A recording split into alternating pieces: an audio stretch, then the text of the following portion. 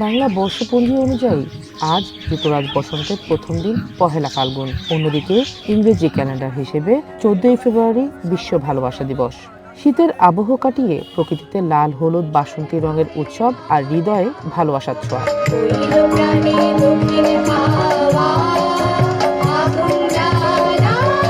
ফুলের দোকানগুলোতে ভিড়, বাসন্তী পোশাক, গান কবিতা আর লাল গোলাপের তোড়া সব মিলিয়ে বর্ণিল সাজে সারা দেশ।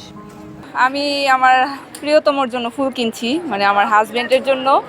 আর ফুলের বাজারে এসে দেখছি সব ধরনের ফুল আছে। আমি ফুল নিয়েছি আমার বেস্ট ফ্রেন্ডের জন্য, ওর সাথে আর কি বের হওয়া হয়েছে, তো এই কারণে আর কি ফুল নেওয়া।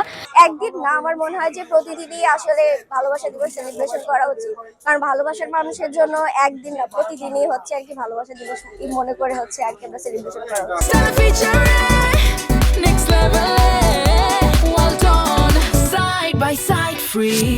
আমি এইভাবে আসলে ই করি না একদিনের জন্য। আমি আজীবন ভালোবাসি আমার স্ত্রীকে, এবং আজকে সবাই স্পেশালি একটু ফুল দিয়ে ভালোবাসা জানে, আমিও সেইভাবে জানাচ্ছি, কিন্তু আসলে আলাদা করে আমি অত তাৎপর্য দেখি না। পহেলা ফাল্গুন মানে ঋতুরাজ বসন্তের আগমন। শিমুল পলাশ ফুটেছে, কোকিল ডাকছে, আর তরুণ হৃদয়ে নতুন প্রেমের সুর বাজছে। ভালোবাসা দিবসের সাথে মিলে এই দিনটা যেন দ্বিগুণ রোমান্টিক হয়ে উঠেছে।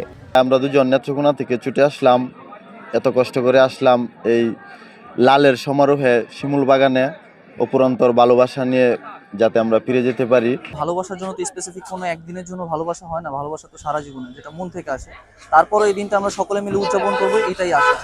যে যার প্রিয় মানুষ নিয়ে ঘুরবো, সময় দিব এবং ভালোবাসার প্রতিশ্রুতি রাখবো সবাই সবার প্রতি। এই দিনটা সব জায়গায় ফুল আর ফুল ভরে আছে, এই দিনটা একটু সেলিব্রেট করা উচিত আমাদের। বসন্তের শুরু আর হচ্ছে ভালোবাসা দিবস, দুইটা একসাথে মিলে অন্যরকম একটা আনন্দ বিরাজ করছে।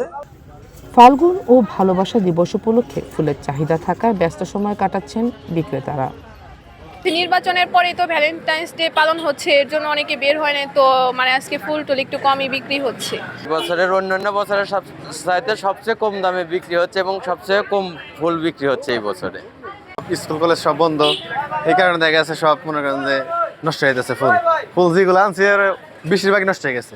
এই তরুণ তরুণীরা আসে আমাদের কাছে ফুল নিতে, তাদের কাছে ফুল বিক্রি করতে না পারলে তো আমাদের বিক্রি হচ্ছে না। অন্যান্য বছরের চাইতে অনেক কম। আশা করছিলাম যে হবে, কিন্তু হচ্ছে না, আর বেচাকিনি একেবারেই খারাপ।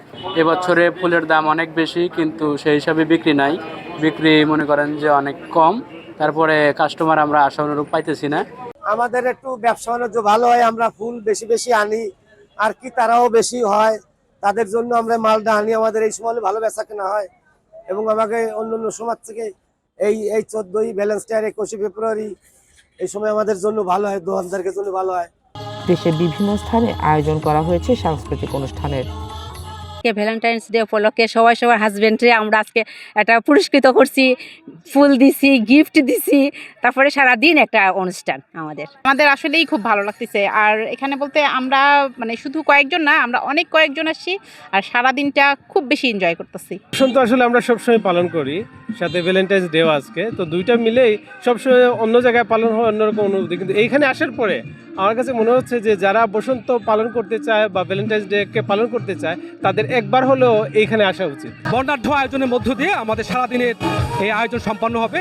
পহেলা ফাল্গুন আর বিশ্ব ভালোবাসা দিবসে ফুলের সুবাস আর মানুষের ভালোবাসায় মুখর পুরো দেশ।